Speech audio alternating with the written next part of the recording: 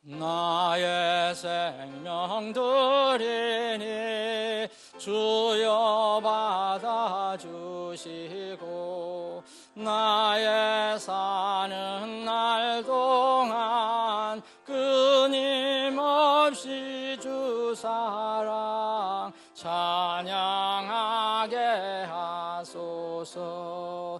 나의 손을 드리니 주여 받아주시고 나의 발을 드리니 주의 일을 위하여 수고하게 하소서. 나의 음성 드리니 주여 받아주시고 나의 입술 드리니 주의 복음 채우사 증거하게 하소서. 나의 사랑 드리니 주여 받아주시고 나의 전부 드리니 주가 주관하셔서 주 뜻 이루어 주소서. 아멘.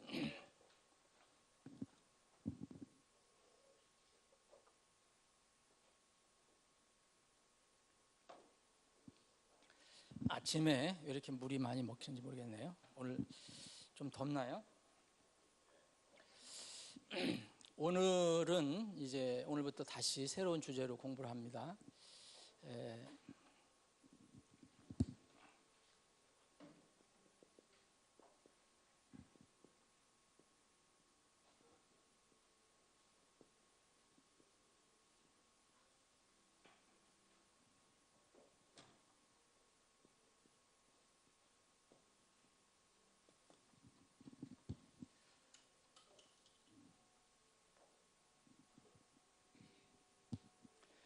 성경의 대언에 관해서 이게 뭐 우리는 늘 공부하는 거고 또 주일마다 수요일마다 또 매일 집에서 읽고 묵상하고 하는데 특별히 이 주제를 이렇게 우리가 다루는 그 배경과 이유는 이렇습니다.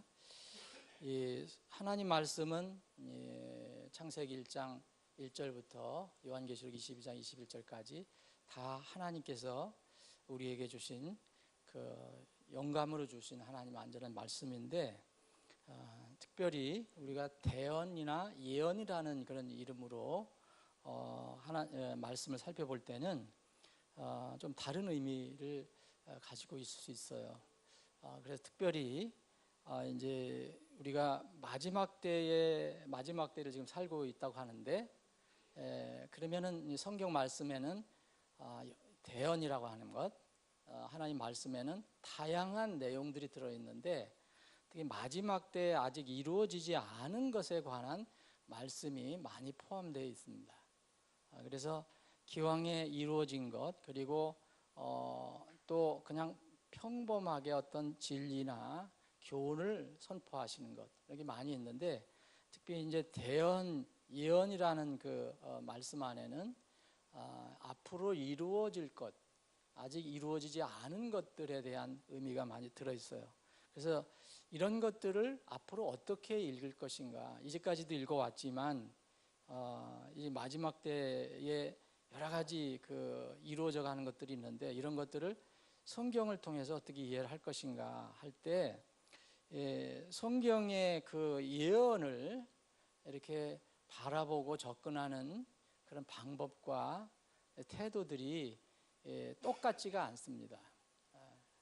뭐 다양하다고 할 수 있어요. 최소한도 여러 개가 됩니다. 그래서 이런 것들을 어떤 예언이 나왔다. 성경에 어떤 예언이 나왔는데 이것들을 어떻게 바라볼 것이냐에 따라서 교리도 달라지고 그 하나님께서 우리에게 가르쳐 주신 교훈도 달라질 수 있습니다. 그래서 이런 것들을 앞으로 우리 어떻게 바라보고 이해를 해야 될 것인가 한번 이것을 먼저 공부를 해보자는 것입니다. 저는 개인적으로 지난번에 우리 여름 성경 수련회 때도 이 마지막 때 주님께서 오실 때에 이제 예수님을 가장하는 적그리스도, 마지막 때 마귀가 사탄이 이제 자신은 드러나지 않고 적그리스도와 또 거짓 대언자를 이렇게 앞세워서 마지막 때 일을 꾸미는 것을 우리가 알고 있는데, 그 부분에 대해서 우리가 짧지만 과연 적그리스도가 누가 될 것이냐, 그리고 어떻게 전 세계적인 그런 그 성경에 예언된 그런 일들이 어떤 조직이나 단체나 이걸 통해서 이루어질 것인가를 우리가 간략하게 한번 살펴봤습니다.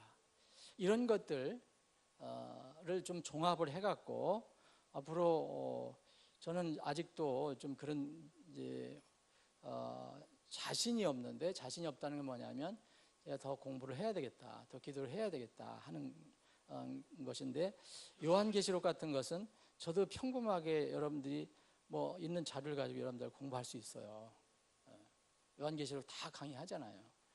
그런데 그거에 대한 제가 제 양심상도 그렇고 아직 더 살펴봐야 되겠다, 공부를 해야 되겠다, 그런 마음이 많이 들어요. 그래서 그게 언제 여러분들과 함께 공부할 수 있을지 모르지만은 그 전에 이런 것들을 미리 우리가 공부하는 것이 이렇게 순서겠다 하는 생각이 들었어요. 요한계시록만 해도 여러분 이 시중에 나와 있는 그 해석서를 보면 다양하게 해석을 합니다. 뭐 크게 얘기하면은, 크게 두 부류로 얘기하면 문자적으로 하는 경우가 있고, 전혀 문자적이 아닌 영적으로 영해를 하는 게 있어요. 풍유적으로. 뭐 이 풍유적으로 하는데도 또 다양한 방법이 있어요. 그래서 이런 것들을 어떻게 우리가 접근할 것인가. 그래서 만약 제가 영적으로 다 해석하면 여러분들의 교리는 또 그렇게 굳어져 가고요. 또 내가 1차 문자적으로 해석하면 또 그런 식으로 이제 교리가 정착이 되는 겁니다. 그래서 이게 필요하다. 여러분들이 그냥 막연하게 어떤 대언이나 예언을 공부하는 게 아니라 어떤 내가 태도로 공부를 할 것인가, 이것이 꼭 필요하다고 생각돼서 이 주제를 택해봤습니다. 성경에 많은 대언과 예언이 있는데 이것을 어떻게 읽을 것인가, 그리고 어떻게 그것을 이해할 것인가, 그것이 이제 우리가 공부하는 주요 내용이 되는 겁니다. 그래서 한번 여러분들도 한번 기도하시면서 이렇게 한번 같이 공부를 해보시면 좋겠어요. 특별히 이제 주일학교 자녀들이 있는 분들은 이제 여러분들이 할 수 없이 와서 공부를 하게 돼 있어요. 네? 나는 그게 기뻐. 아이들만 혼자 버스 태워서 보낼 수가 없거든. 그래서 여러분들 자연스럽게 이 시간에 공부를 할 수 있게 됐어요. 그래서 사실 제가 이거는 이거 그냥 간단하게 이렇게 막 쓰는 게 아니에요. 어떤 훌륭한 사람들의 이런 책과 어떤 자료를 읽고 하더라도 어떤 면에는 고뇌하면서 쓰는 거예요. 막 쓰는 게 아니에요. 이게 이렇게 하면 될까, 이렇게 하면 될까. 그래서 여러분들도 그런 마음으로 한번 같이 이렇게 공부를 해보면 좋겠습니다. 그래서 오늘 자료를 일단 4페이지를 드렸는데 오늘은 어떤 도의 부분 정도로 보면 되겠습니다. 어떻게 우리가 공부를 할 것인가, 구체적으로 공부할 것인가. 아마 여러분들이 이 공부를 하면서 이제 나는 성경을 이렇게 봤는데 이거는 좀 앞으로 고쳐야 되겠다, 이렇게 생각하는 사람도 있을 것입니다. 특히 이제 영적으로 해석을 하기를 좋아하는 사람, 지금 교훈을 얘기하는 게 아니에요.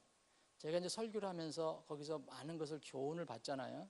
하나님의 가르치심을 받아요. 영적 원리를 적용을 받아요. 그거는 참 좋은 건데 그 말씀 자체를 처음서부터 영해를 하는 사람들이 있어요. 영해라는 거 여러분 아시죠? 그러니까 모든 것을 풍유로다가 일단 해석을 하는 거예요. 이것이 얼마나 위험한가. 이게 정말 이 신앙생활에 얼마나 위험하고 어려운 일인가를 이제 여러분들도 공부하면은 좀 느낄 수가 있을 것입니다. 그래서 여러분들 주위에 그런 분들이 있으면 좀 같이 교제하고 바로 잡아주는 것도 좋을 것 같아요. 근데 여러분들이 먼저 서야 되죠. 자, 그러면 성경에 이제 우선 대언 거기 도입 부분을 좀 보겠는데, 성경에는 수많은 하나님 말씀이 들어있어요. 다 하나님 말씀이에요. 근데 이게 뭐냐? 하나님의 뜻과 계획과 섭리가 문자로다가 기록이 되어 있는 거죠. 우리는 지금 한글 성경을 가지고 있고요. 영어 가지고 영어로 기록된 거고, 원어로 되어 있을 때 그 원어로 하나님께서 그 섭리와 계획과 뜻을 기록해 주셔서 하나님에게 필요한 게 아니죠. 우리에게 필요했기 때문에 그 말씀을 우리에게 주셨습니다. 그래서 지금 말씀드린 대로 이 하나님 말씀은 그냥 단순하게 어떤 일을 선포하는 거예요. 가르치거나 교훈을 주는 이런 말씀도 있는가 하면 많은 사람들이 흥미를 가지고 있는 미래에 대한 소위 얘기하면 예언이 들어있어요. 예언. 이런 것들이 이제 성경에는 엄청나게 많이 들어가 있어요. 그런데 우리가 이 성경을 공부하는 이런 예언을 공부하는 몇 가지 이유를 이제 앞으로 조금 이따 살펴보겠지만, 가장 우리가 기본적인 것은 이 마지막 때를 우리가 살아가는데, 이 마지막 때를 살아가는 우리에게 복을 받는 여러 가지 일 중에 하나가 뭐냐면, 이 대언의 말씀을 읽고 듣고 지키는 자는 복이 있다고 했거든요. 이게 요한계시록의 아주 처음의 계시예요. 요한계시록 1장 3절에 보면 이 대언의 말씀들을 읽는 자와 듣고 그 안에 기록된 그것들을 지키는 자는 복이 있나니 그랬어요. 왜냐하면 이는 때가 가깝기 때문이라.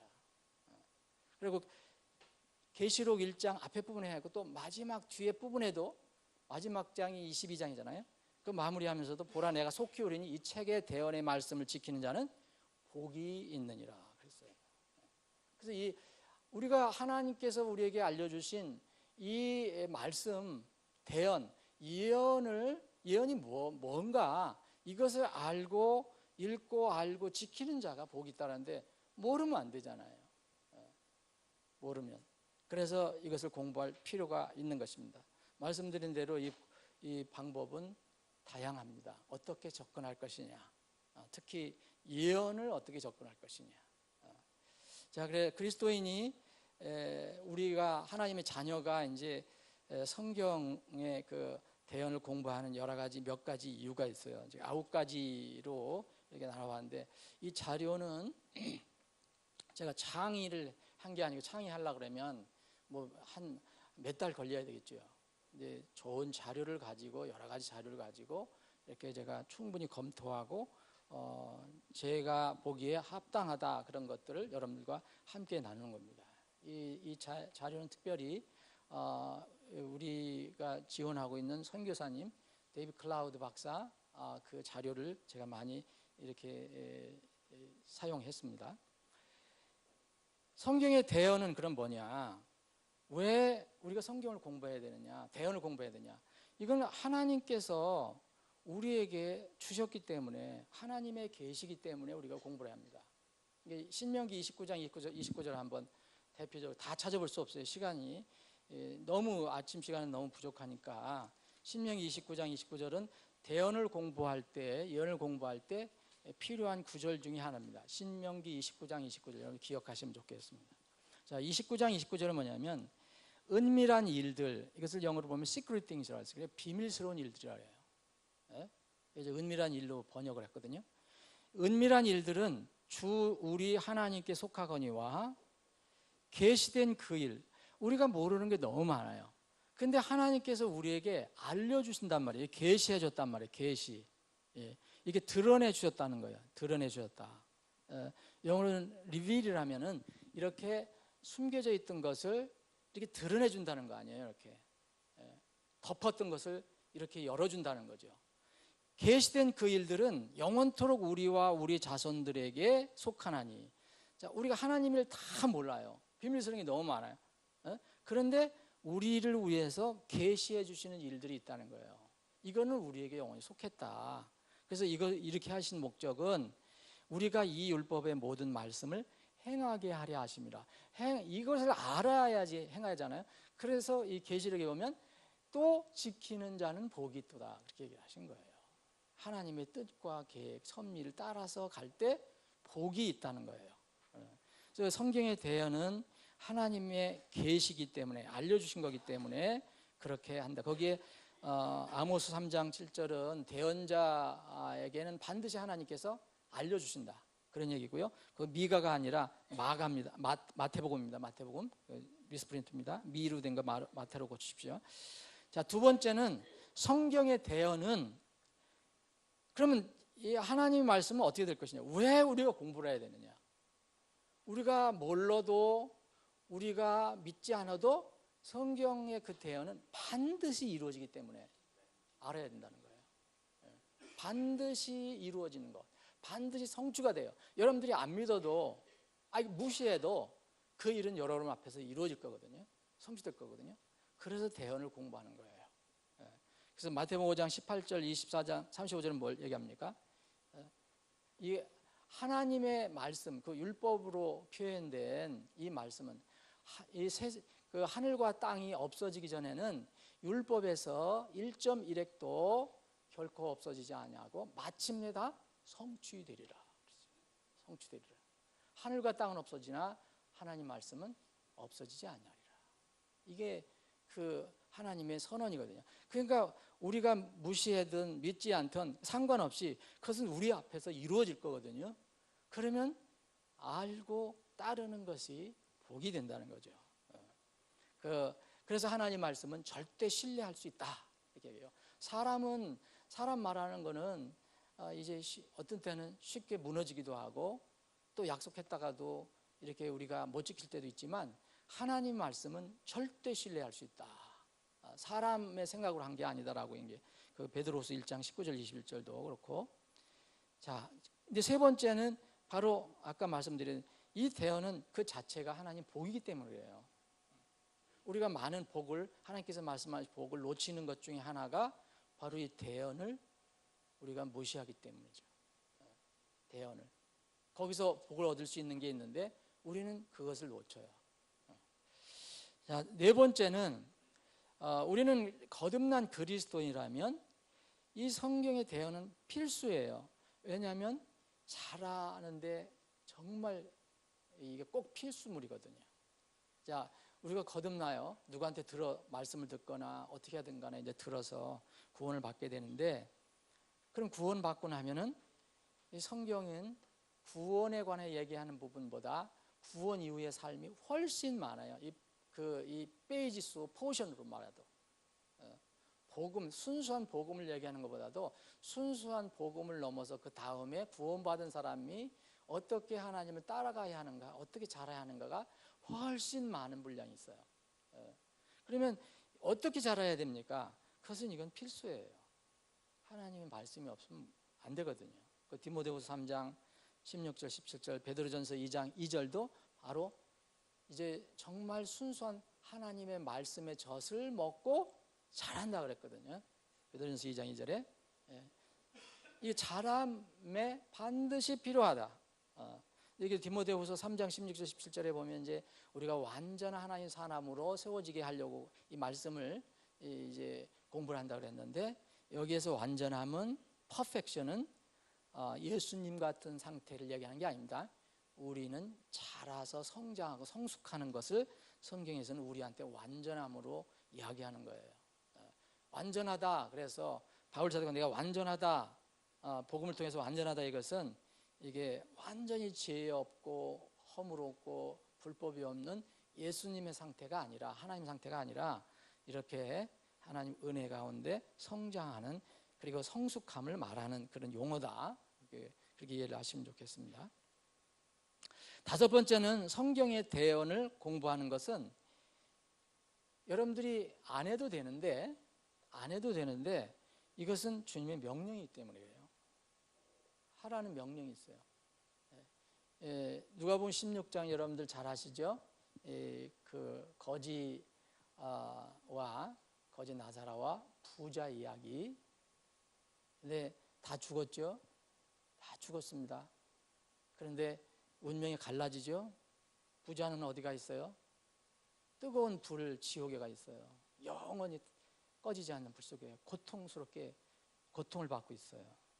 이 거지 나사로는 분명히 복음을 받았을 거예요. 여기서 기록을 하지 않았지만, 그래서 아브라함의 품, 곧 천국을 의미하는 아브라함 품에 가 있어요. 그런데 문제는 지옥에 떨어진 그 거지예요. 부자예요. 부자가 거기서 정신이 들었거든요.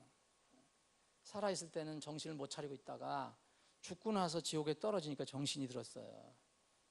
그래서 자기를 먼저 얘기를 해요. 자기를 좀 살려달라, 물을 좀 찍어달라. 근데 안 되거든, 불가능하거든요.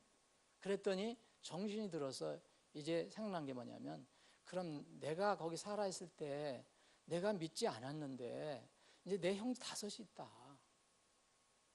그 형제들한테 가서 꼭 여기 오지 않게 좀, 그 우리 집 앞에 살고 있었던 그 거지 나사를 좀 다시 환생시켜서 여기 지옥이 있다는 거, 천국이 있다는 거 꼭 알려줘라. 그런 부탁을 하거든요. 근데 그것도 불가능하다 그랬거든요. 그러면서 하나님께서는 그 아브라함을 통해서 뭐라고 했어요?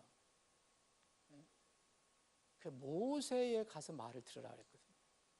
아니, 직접 갈 필요가 없다. 직접 가도 안 들을 수 있다. 그런데 너는 거기에 있는 네 형제들이 가지고 있는 모세의 말을 들으라 그랬어요. 모세의 말. 모세의 말이 뭐죠, 여러분? 구약 성경이에요. 그 성경을 읽고 거기에 듣고 그 안에 있는 걸 지키라는 거예요. 그것을 안 들으면 아무리 살아서 환생해서 가도 안 들을 것이다 라고 얘기합니다. 이건 뭐냐니까 그 명령이거든요. 그 모세의 글을 읽으라는 거예요. 대언을 읽으라는 거예요. 하나님이 명령 주신 거예요.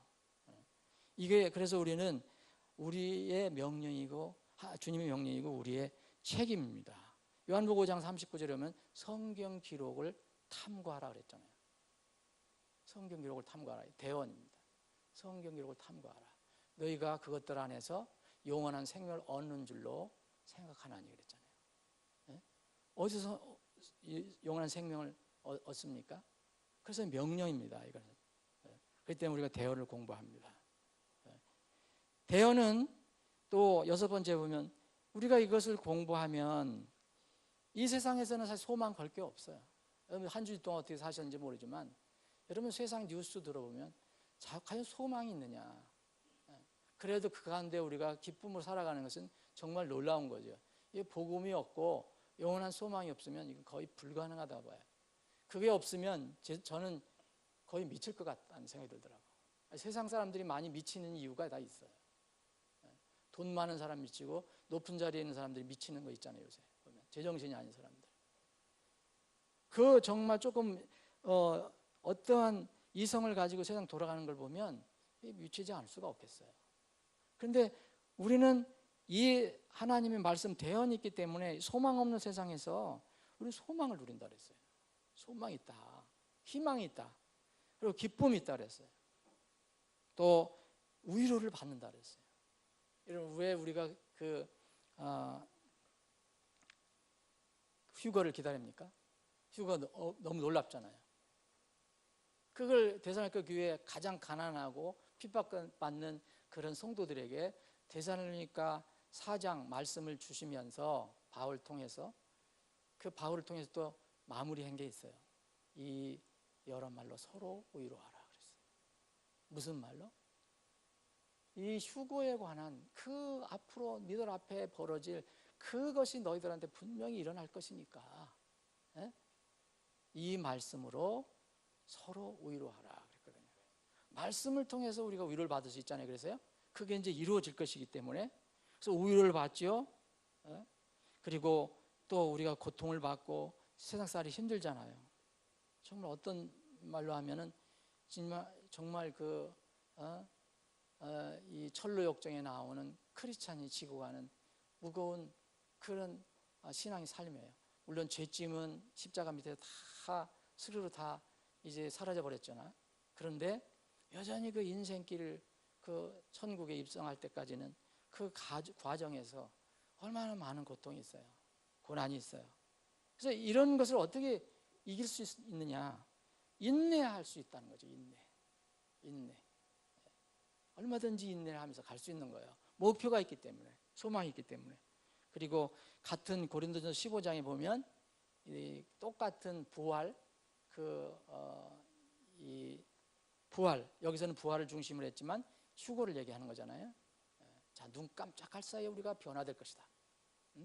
이런 것을 알면, 그래서 어떤 결론을 냅니까? 사랑하는 자들아, 주의 일에 더욱 열심을 내라 그러잖아요. 신실한 신앙생활을 할 수 있는 어떤 근거가 되는 거죠. 그래서 성경이 아니고서는, 이런 대언의 말씀 아니고서는 정말 어렵다. 그리고 여기 베드로후서 3장에 있는 말씀은 마지막 때 하나님께서 이 세상을 심판할 것이다. 전에는 물로 심판하셨지만 이제는 불로 심판할 것이다. 그러면 우리가 이 모든 것이 해체될진데 우리는 어떤 사람이 되어야 마땅하뇨? 그랬거든요. 어떻게 되어야 마땅하냐? 그래서 경건한 삶을 살아야 한다. 그날 기다리면서. 그래서 경건한 삶을 여러분들이 살 수 있는 근거도 바로 여기서 나오는 거예요. 여러분, 아무리 세상에서 도덕, 윤리, 아무리 천자문 떼고 무슨 논어, 맹자 얘기해도 그때뿐이지요. 그런데 이런 말씀은 우리에게 그 미래에 대한 소망과 확신이 있기 때문에 그것을 가지고 이런 것들을 이렇게 소망 없는 세상에서 우리는 목적을 가지고 살 수 있는 것입니다. 그래서 성경 대언은 반드시 공부해야 돼요. 또 7번째는 성경의 대언은 그리스도의 변증이기 때문이다. 이게 여러분 이걸 한번 찾아보시기 바랍니다. 예수님께서 제자들에게 그랬어요. 왜 너희들은 그렇게 내가 얘기하는지 못 알아듣냐? 이 구약 성경이 모세 율법과 대언자들과 시편의 기록 모든 것들이 누구에 대해서 기록했다 그랬습니까? 나에 대해서 기록했다 그랬잖아요. 나에 대해서. 사실 이 대언은 다 예수 그리스도에 대한 변증이에요. 변증. 그것 때문에 우리는 우리의 주님을 더 알기 위해서 공부를 하는 겁니다. 그리고 8번째는 이제 7번째, 6번째와 비슷한 거지만 현재의 삶과 미래의 삶, 실제적인 안내자가 되기 때문에. 자, 시편 119편 105절에 보내서 주의 말씀 해발의 등불이요 길의 빛이니이다. 여러분, 이게 없으면 여러분들 어떻게 세상을 살아가요? 어두운 데서 넘어지잖아요. 그래서 실제적인 안내자가 되는 거죠, 이 말씀이. 9번째는 이제 이 시대에 또 필요한 건데, 우리는 대언을 정확하게 모르면 속기 쉽다는 거예요. 속기 쉽다는 거. 예수님께서 마지막 때에 가장 먼저 주의하라고 하신 것이 첫 번째 목록이 뭐랬죠? 속지 말라는 거죠. 속지 말라. 속지 않기 위해서는 대언의 말씀이 어떠한가를 알아야지 속지 않아요. 왜 많은 유사 기독교 사이비들이 설치고 있는 줄 아세요? 성경 말씀을 바르게 바라보지 못하기 때문에. 아주 공부도 안 하지만 또 공부한 사람은 이상한 방법으로 공부를 하기 때문에요. 대부분 영해를 해버려요. 영해. 그래서 영해를 해버리니까 요한계시록에 나와 있는 무슨 그 예수님을 상징하는 것, 그리고 어떤 그 증인을 상징하는 것, 이것은 무슨 아무개 교주라고 다 이렇게 배우는 거잖아요. 영해를 해버리니까. 그래서 이것은 반드시 그렇게 필요한 겁니다. 그러면 이제 우리가 이 대언을 공부할 필요를 이제 우리가 알게 됐는데, 그러면 우리가 먼저 또 구체적으로 공부하기 전에 반드시 한번 해봐야 될 게 있어요. 그게 뭐냐면, 도대체 이 영어로 프라핏이라는 게 우리 말로 이렇게 되어 있거든요. 전에는 여러분들 성경에 가지고 계실 때 다 어떤 용어로 여러분들 가지고 계셨어요? 예언으로 보셨어요. 예언. 근데 예언은 이게 말 그대로 이게 미리 예자입니다. 미리 한다는 거예요. 그리고 미리 안다는 거예요. 그러니까 예언이라는 것은 다 앞에 우리가 지금 일어나지 않는 걸 비밀스럽게 이렇게 갇혀져 있는 것들이 이렇게 드러내 주는 것. 그걸 예언이라 해요. 예언은 성경에서만 얘기하는 게 아니라 세상에서도 많이 이야기를 하고 있어요. 예언가들 많잖아요. 성경과 아무 상관없는 예언가들. 그래서 용어 정리를 해봐야 된다. 과연 이것이 전부인가? 이제 여러분 다 아시겠지만 대언이라는 말은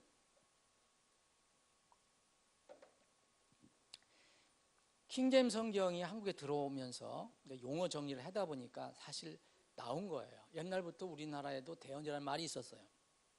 그런데 성경적인 기독교 용어로는 대언이라는 말은 사실 영어 킹제임 성경을 우리가 소개를 받고 한국에서 그것을 이제 보기 시작할 때부터 이런 본격적인 용어 정리가 시작됐다고 저는 생각해요. 뭐 여러분들 동의하지 않는 분들도 있겠지만 그게 거의 맞을 겁니다.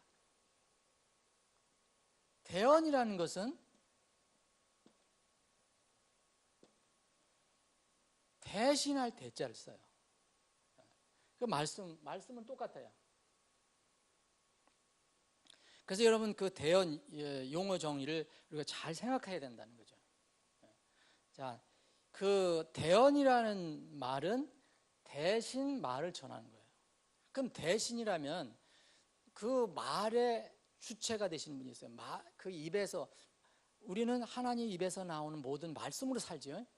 그 하나님 입에서 나오는 말씀이에요. 그 원천이에요. 그 말씀은 하나님 말씀이 돼야 돼요.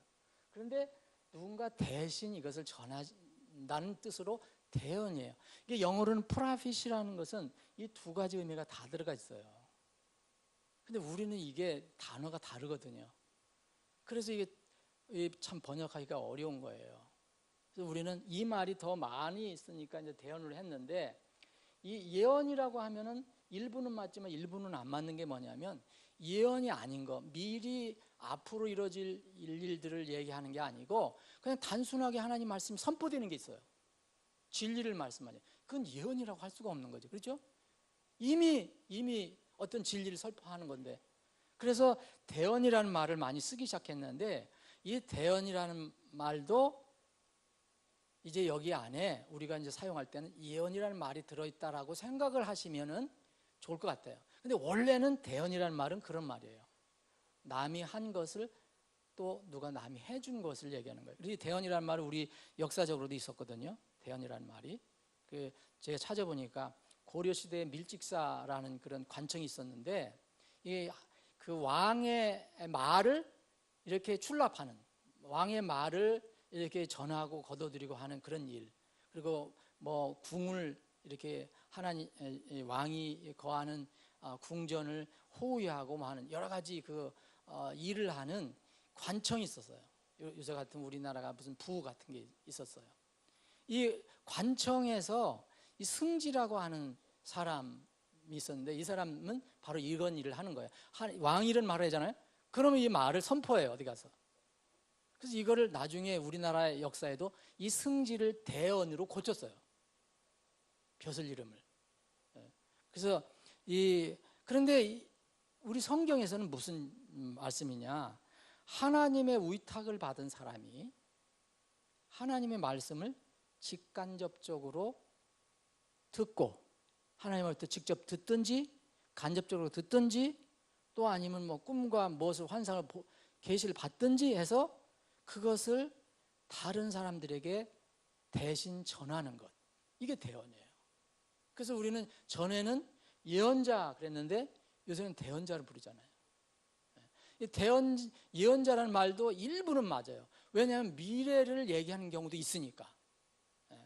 이 전에 있는 것도 얘기할 수도 있고 현재 있는 일도 얘기할 수 있지만, 미래에 있는 일을 얘기한다면 그것도 예언도 되지만, 그러나 보편적으로 대언이라는 것은 하나님의 말씀을 전하는 사람이에요.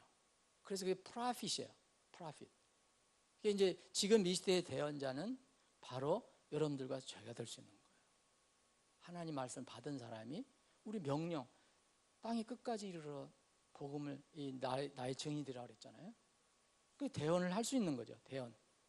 그래서 이 대언을 여기는 선포하는 것과 예언하는 것, 선포하는 것과 단순히 선포하는 것과 예언하는 것까지 포함이 된다. 포함이 된다. 그런데 주의할 게 있어요. 하나님이 말씀하시는데 이걸 대언이라고 얘기하면 곤란해요. 그래서 성경도 한번 다시 살펴볼 필요가 있는 거예요.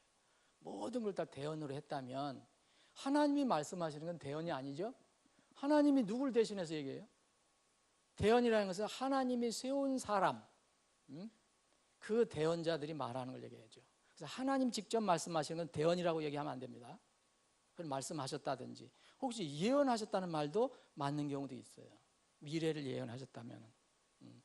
그래서 성경에 보면 대언자가 나오거든요. 그래서 이 말을 예언하면은 선지라고도 해요. 선지. 선지는 뭐냐면 미리 선자잖아요. 선지. 그래서 선지자 이렇게 불렀어요. 우리가 예언자 아니면 선지자. 개역성경에서는 미리 안다. 그런데 이 말 말고도 선견자라는 것도 있어요. 선견자. 이거 seer 그래갖고 이것도 비슷한 건데 미리 앞일을 내다볼 수 있는 사람. 이건 하나님께서 그렇게 주셔서 그래서 예를 들어서 이 선견자란 말이 꽤 많이 나오는데 다윗 왕을 보조한 사람이 있는데 갓이라고. 갓은 다윗의 선견자였어요. 갓에게 하나님께서 뭘 보여주시면 이 갓이 다윗에게 알려줬어요. 그리고 해만이라는 찬양을 잘하고 찬양 대장이었던 해만도 왕 옆에서 하나님의 계시를 받아서 알려줬던 선견자라고 불리고 있어요. 성경에. 아모스 같은 사람, 아모스는 자기는 절대 하나님의 어떤 훌륭한 종이 될 수 없다. 그래서 자기는 뭐 그냥 농부다. 가축을 먹이는 농부다. 그런데 이 성경에서는 아모스에 보면 선견자라고 표현을 해요. 그래서 선견자나 선지자나 예언자나 그래서 다 같은 그런 의미로 우리가 쓸 수 있습니다. 그래서 오늘은 어떤 도입식으로 좀 아까 소개하는 식으로 오늘 말씀드렸습니다. 이제 다음 주부터 더 여러분 자료를 가지고 계속 공부하겠습니다. 여러분 자료는 여러분들 계속 이어서 묶어서 보관을 하세요. 제가 안타까운 것은 이 자료가 쓰레기통에 바로 들어오는 경우 제가 봤어요. 아이들이 그렇게 하는 거 좀 막아주시고 또 정 안 보실 분들은 저 뒤에 그대로 잘 갖다 놓으시면 다른 분들이 보실 수 있어요. 굴러다니지 않게 좀 하시면 좋겠습니다. 아버지 하나님,